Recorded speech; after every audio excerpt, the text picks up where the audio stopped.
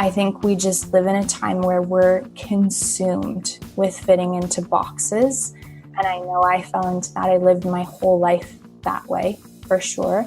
And I became a contortionist, but it was at such a heavy cost to myself.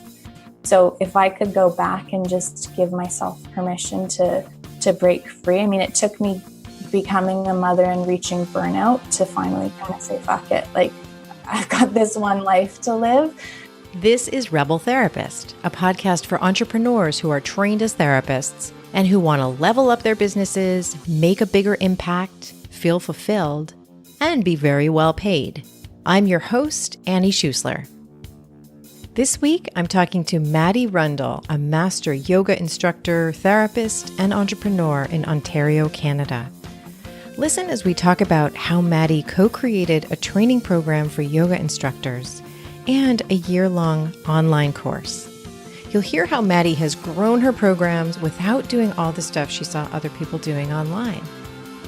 Welcome, Maddi. Thank you so much for being here.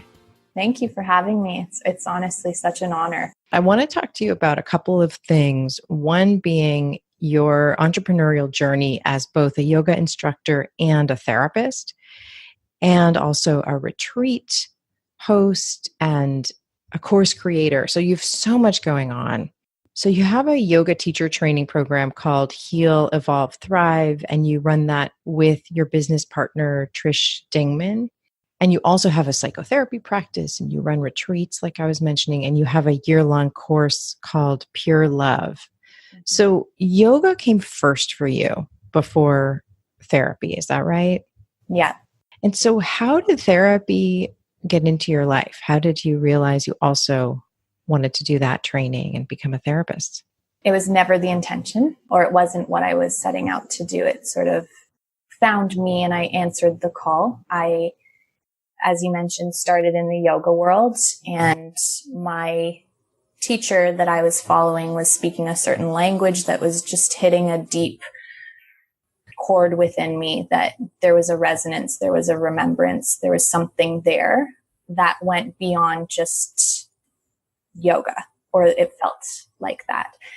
And so the more I learned about her, I later learned one of her business partners was a psychotherapist, and I had never even been introduced to that term at that time.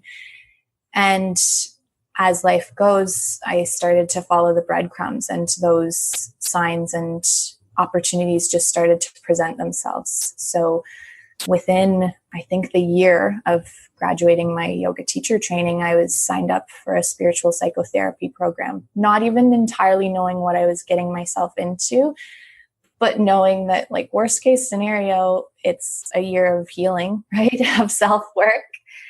And it ended up absolutely being my calling and my purpose. So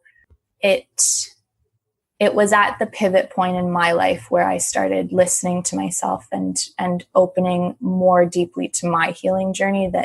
That's when you find your calling, right? So, okay. So then your development as both a yoga instructor and a therapist were at that point happening at the same time. Mm-hmm. And I had no idea what that would look like, or I held them in very different realms. There was such a beautiful marriage I could see, and I knew in my bones existed, but I wasn't seeing that clearly at that time, what that would look like or what that would feel like. And of course, as a new therapist, you're highly aware of all the rules and regulations, and there's a certain sort of, how do you put it, just a way that people do it, right? And I hadn't seen a model of what I was envisioning or hoping to create.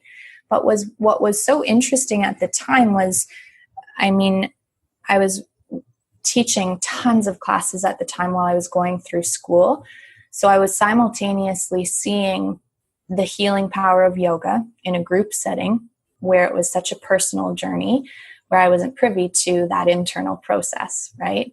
And then I started my private practice, and I was seeing this other side of the healing journey. And I think it was a gift to see the many different ways and paths of healing and the possibilities for people. So I just knew there's something there, and I just kept sort of whittling away and quietly trying to think, how can I make this all work that's allowed as a therapist? So that was always how can you bring it all together? Or how can you kind of bring more of your gifts to people at the same time? Mm-hmm. So what started percolating for you? What did you notice that you wanted to create? Or did it come to you all of a sudden, the way that you've, created a yoga teacher program? So to be perfectly honest, like even the program that I did for therapy training was a spiritual psychotherapy program. I think they've since changed the name, since in Ontario we've become now a regulated body. But at that time, people would always say, like, what is a spiritual psychotherapist? And really for me, it's a holistic approach. I see people mind, body, spirit.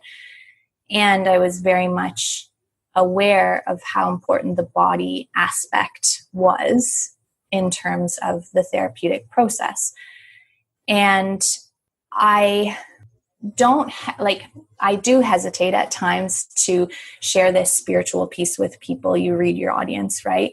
But I am a very spiritual person, and I am very much led by intuition, spirit, whatever you want to call it. So I kind of laugh when you say, how'd you get where you got? I listened, like I tuned in, I got really quiet, and I listened to whatever it was that was knocking at my door that I just couldn't ignore, which I had ignored for most of my life. But that's when the magic started to happen, when these ideas and these opportunities started to come to me. So it happened with my online course. I kind of explain it that it came through me and it just happened. And even if you look at it, I created it with a newborn baby. It's a year-long course. It's all crazy, right? But it's just when you're in your flow, when you're in alignment, it all works, right? And it was the same with the yoga training. My partner and I met at a mutual friend's wedding, and she called me a few days later. She's like, I don't know if you got the message, but we're supposed to do a thing together. I was like, yeah, I got it. And we just kept whittling away. Oh, the message, like the message, a feeling beyond the two of you. Oh, interesting. Yeah. How long ago was that you became business partners? 2015. 2015. Okay. So you've been plugging away at this together for quite a few years now. Mm-hmm. Okay. And how did the two of you approach creating a training program? What was it like at the beginning? So Trisha's background, she's been teaching yoga for 15 years. And I had been teaching maybe a few years at that point, and then was more focused in the therapy world. And she had wanted and been asked to run a training for years and years, but she knew she didn't want to run it without a therapist. Mm-hmm. And she kind of jokes now, I guess I was just waiting for you to get your credentials. And I think I can say this safely for both of us.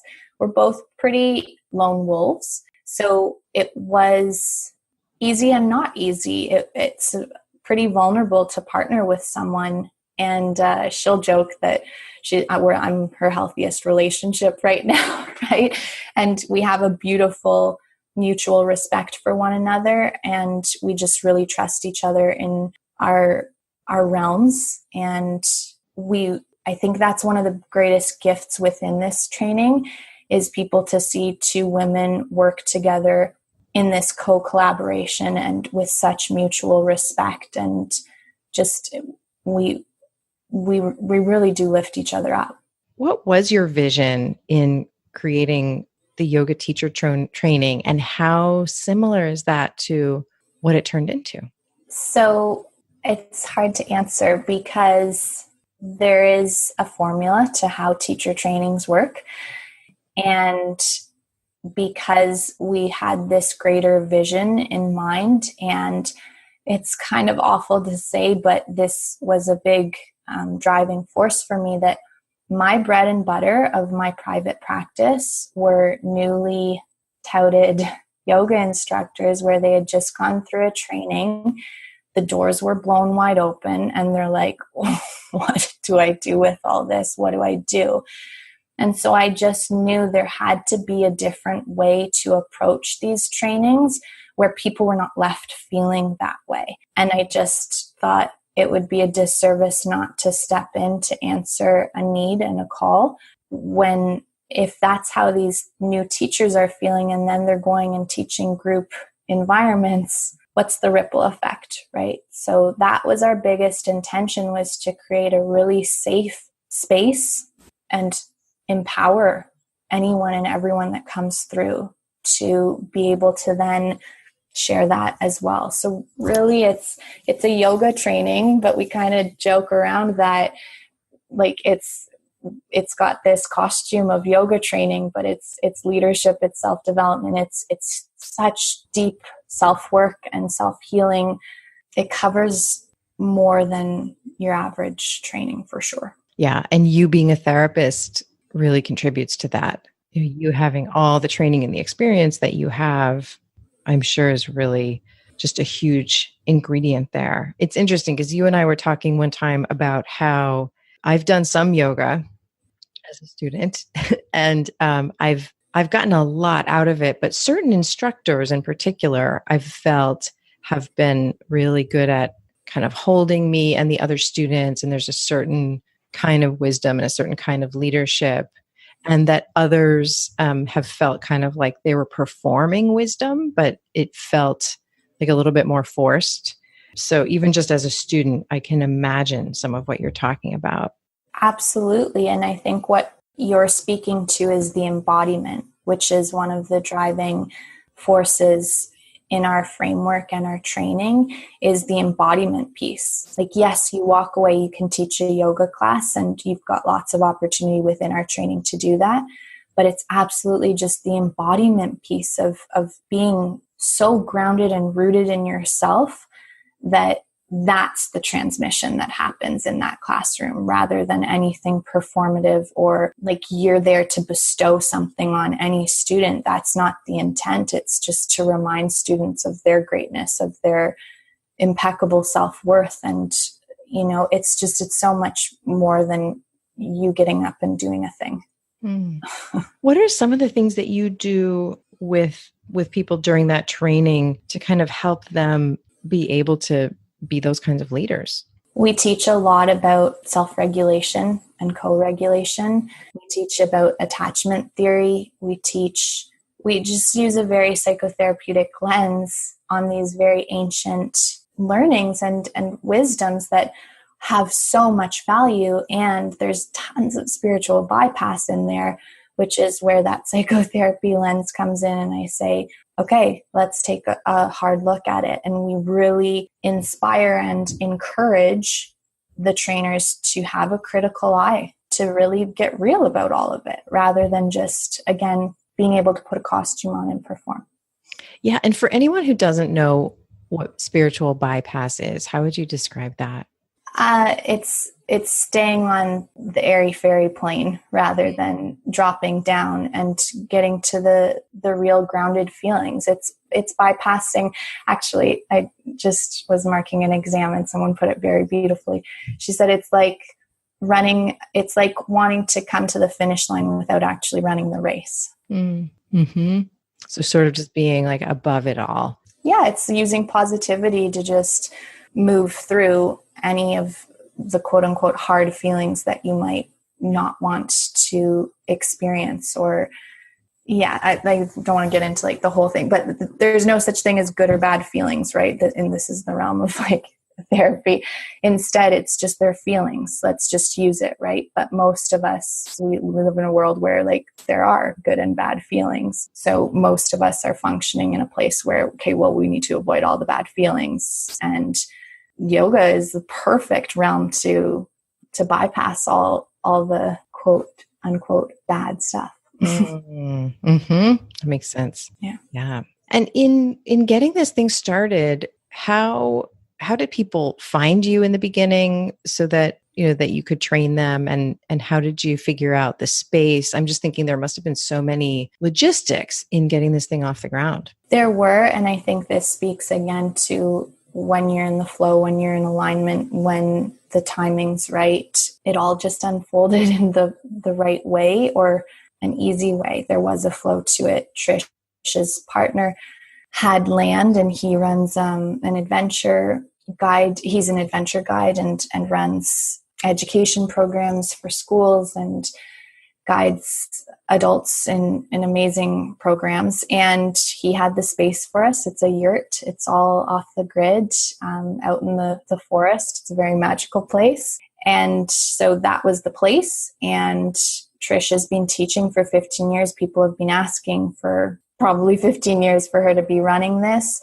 And then I had a lot of clients as well that were waiting for something like this. And I had been teaching in the community too. So amazingly enough, and I think I'm still kind of in shock that we opened the doors, it sold out in a week, and we just kept going. Excellent. Excellent. How much of that do you think was also about your ability to communicate? What was different about this? I think that's the refinement that's happening now for us. So it was an amazing group of people that first year. And then this year, we're even realizing how amazing and different this offering is. And it's just us finally stepping into our own power and our own worth of realizing this is something really special. So this year, we're trying to refine that communication of what this is. So we're calling in a lot more professionals, first responders, therapists, counselors, doctors, nurses, and that's who's starting to sign up.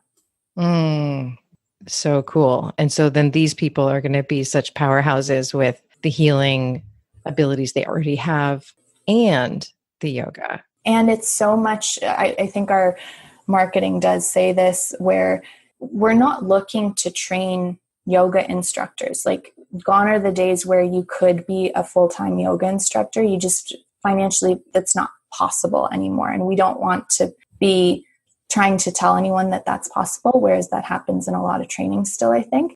Oh, I didn't realize that. So that's really changed. It's hugely. And so our point is that, yes, you can go teach. And more so, we're not even interested in teaching you to go teach in a yoga studio. That's wonderful if that happens. But it's for you to share it wherever you find yourself.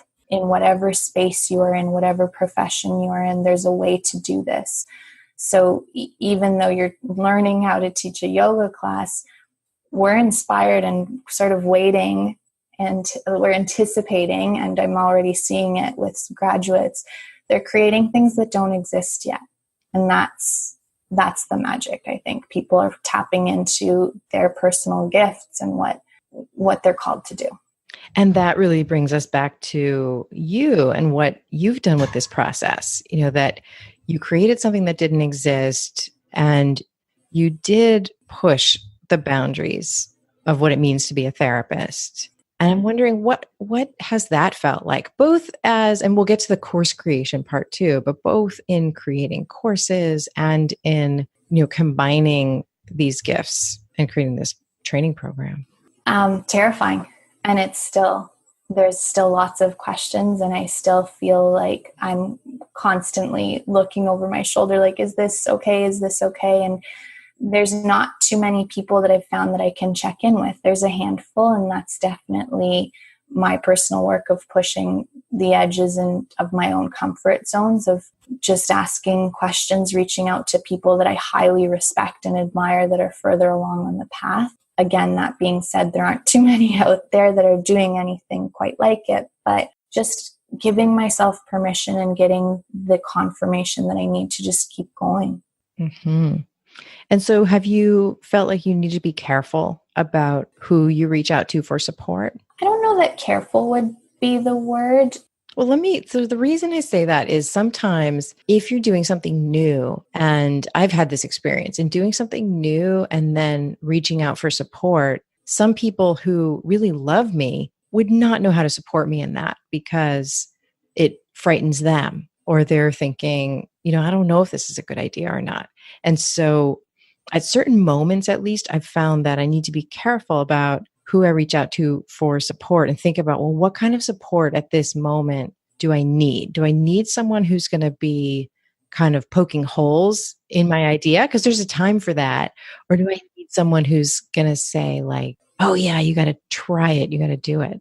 Okay, so hearing your explanation there, yes, that's absolutely what's kept me quiet or keeping to myself and made me my biggest cheerleader and my biggest confidant. And just, like I've had to show up for myself in ways that I have never done for myself.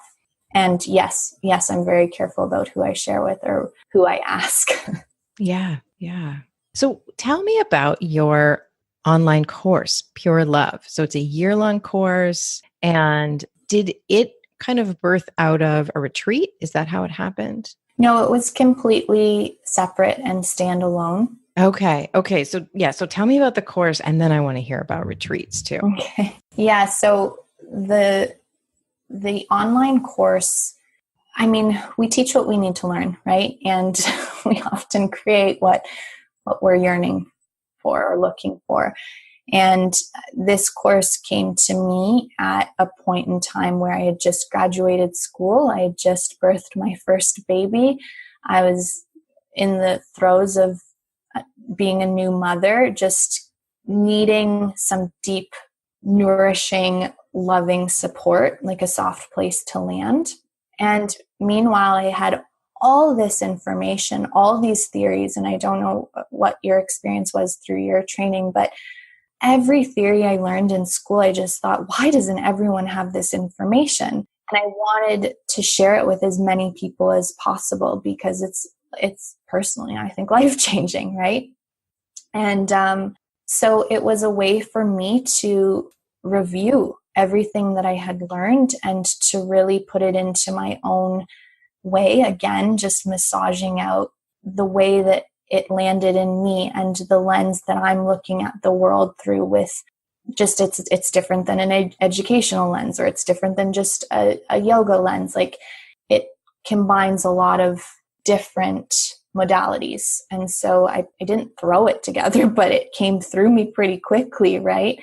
And I don't know even what came over me, because even doing all the things that I do, it's wildly uncomfortable. Like I love creation, but to sell myself and to sell my ideas and my things, like the marketing's not easy. Like it's putting yourself out there, right?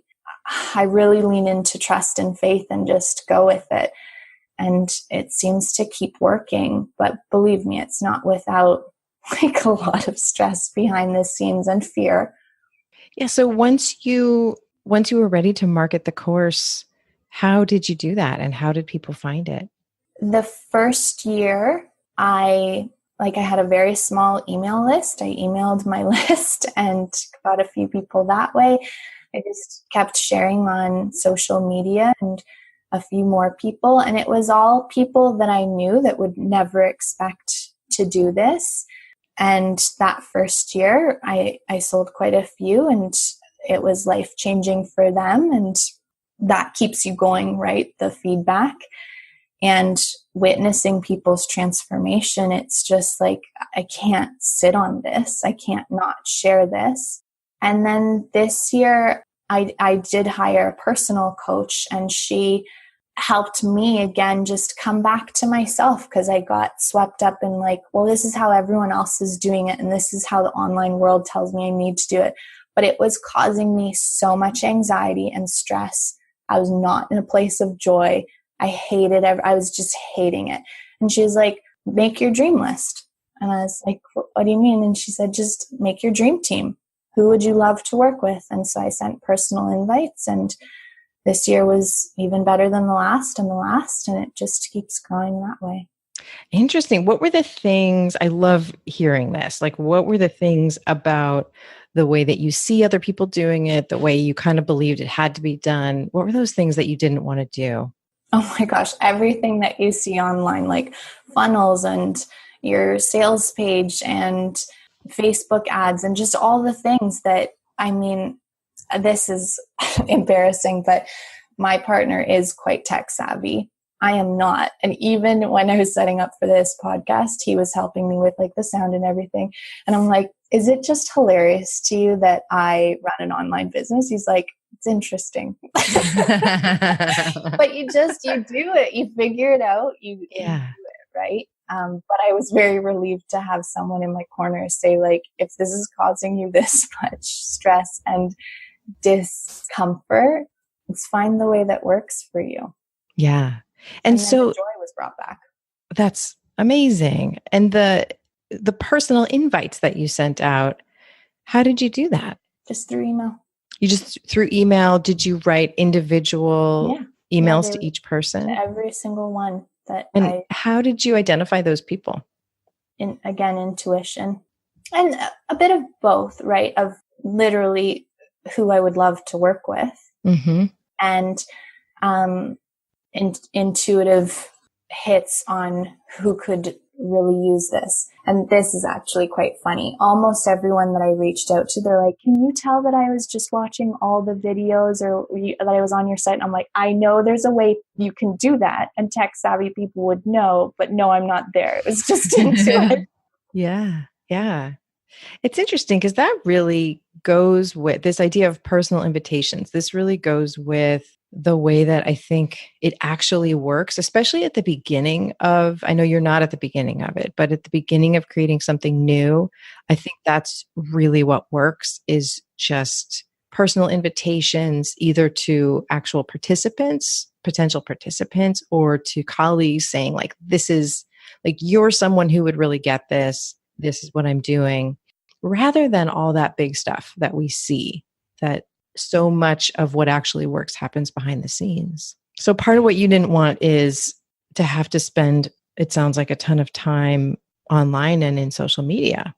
Yeah, social media is always a difficult beast for me. I have really mixed feelings about it. And it's one that I'm still trying to reconcile. I see the power of it. I see the wonderment of it. And also I really like living a private life, and I love not having my phone, and I love not documenting. But so it's just an ongoing process of figuring that out. Like literally I run an online business. So there are some realities there of I need to be, I can't not be on it, or at least that's how it feels right now.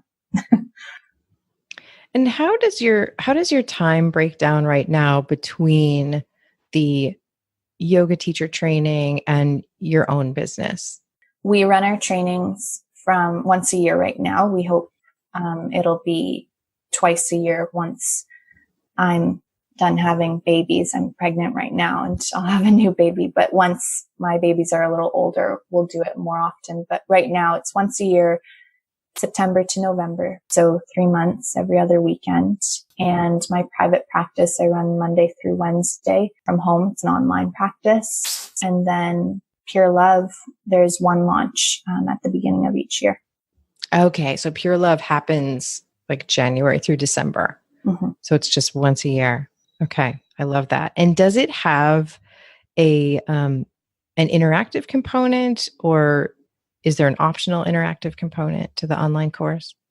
Yeah, I've sort of worked with it as it's progressed, and I take everyone's feedback very seriously and try and make it the best that it can be. So it just changes a little bit each year.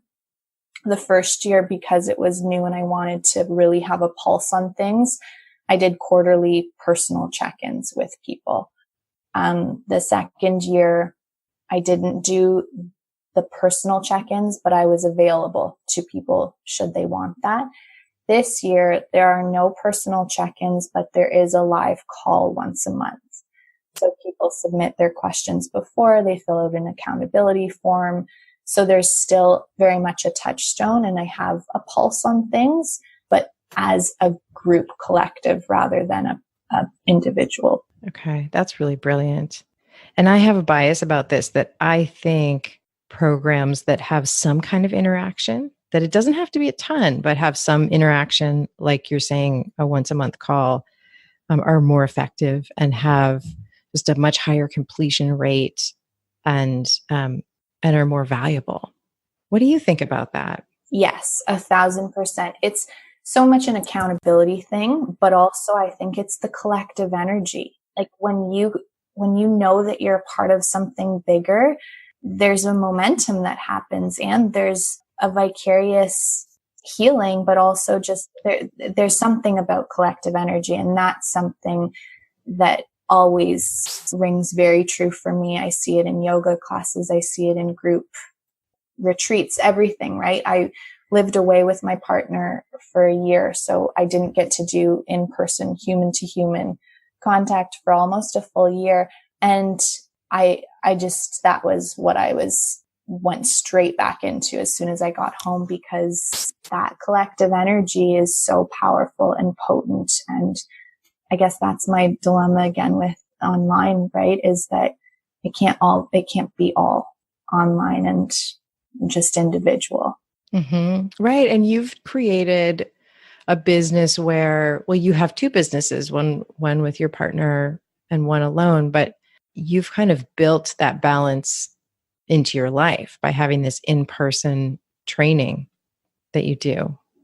Yeah, the in-person and also just like one-on-one therapy. To be a therapist, it's hard, it's lonely, right? It's so I listened to one of your other podcasts and a woman said that she just knew she'd never just be a therapist, like she'd have something else. And I thought, oh my God, where was this messaging in my training? Because I had so deeply ingrained in me that I had to have a thriving practice and had to have that going before you could do anything else or be anything else. Or so I'm glad it just naturally evolved in a different way for me. But I wonder what would be different if I just had given myself permission to do that from the get-go. Well, actually, that brings us to the question, I always love to ask. If you were to time travel to when you first started your business, what would you tell the Maddi of that time? And maybe one thing that's more of a big picture mindset kind of advice, and one just nitty gritty thing that you would tell your former self. Yeah. The mindset one, get a handle on your perfectionist and your inner critic. Like they're so constricting. And I think we just live in a time where we're consumed with fitting into boxes. And I know I fell into that. I lived my whole life that way for sure. And I became a contortionist, but it was at such a heavy cost to myself. So if I could go back and just give myself permission to break free. I mean, it took me becoming a mother and reaching burnout to finally kind of say, fuck it. Like I've got this one life to live and I'm not enjoying it right now. Like that would be a big mindset piece, is just let yourself dream, let yourself imagine, let yourself go to the place of that's beyond your wildest dreams. Like have more fun and give yourself more permission. The nitty gritty piece I would say is just do, like stop overthinking it and just go. I mean, what's the worst that could happen, right? It doesn't work out, but then you've just freed yourself up to try again or to try something completely different. I think we have a huge negative bias and we imagine the worst being a lot worse than it really will be. And the craziest part about that is the best or the biggest possibility is usually pretty amazing. So just stop overthinking it and go do it. Like the world's waiting for your medicine. Oh, awesome. Thank you so much. What is the best place for people to learn about you and get in touch? So although I said my displeasure with social media, I do spend lots of time on Instagram, and my handle is at Maddi.Rundle. And that would be a good place for people to kind of see what you're doing in all of your endeavors. Yeah, that's where I keep things most up to date, and just where you get a taste of me and the everyday, just the space that I'm living in and trying to cultivate. And my website, though, has absolutely everything. And that's where where you can find out about the different offerings that I have. And that's MaddiRundle.com. All right, great. And I'm going to have those obviously in the show notes too. Amazing. Thank you so much, Maddi. It's been such a pleasure. Thank you for having me, and thank you for what you're offering. It's a gift, and I wish I had run into this and the messaging and the different people that you've interviewed a long time ago. So thank you. Thank you. Thanks for listening. Okay, I want you to imagine for a minute setting up your business in a way that gives you a joyful amount of free time and a good income. Creating a profitable and fulfilling business takes planning. You need a clear strategy based on your unique gifts. This is the Superpower Method for Therapists Intensive. It's our flagship program to help you grow or revamp your therapy practice, and we only run it twice a year. The program runs in 3 phases. We start with 3 full days together when I walk you through the Superpower Method steps and you take action in real time. We do it this way so that you can't procrastinate. You get a lot done and you're not distracted by your daily life. Then we meet for 4 months. You have 4 monthly calls with me and 2 bonus calls with our Superpower coaches to get support and guidance as you implement more of the steps in your business. Then you become a member of the Superpower alumni community, where you'll get lifetime access to live monthly calls and interaction with me and your fellow superheroes. This process will take work. I want to be totally upfront about that. You're going to have homework assignments to complete, and each one will bring you closer to the private practice you want to create. We're accepting applications soon as we're releasing this episode in April of 2019. To learn more about the program, go to rebeltherapist.me. All right, I'll see you next time.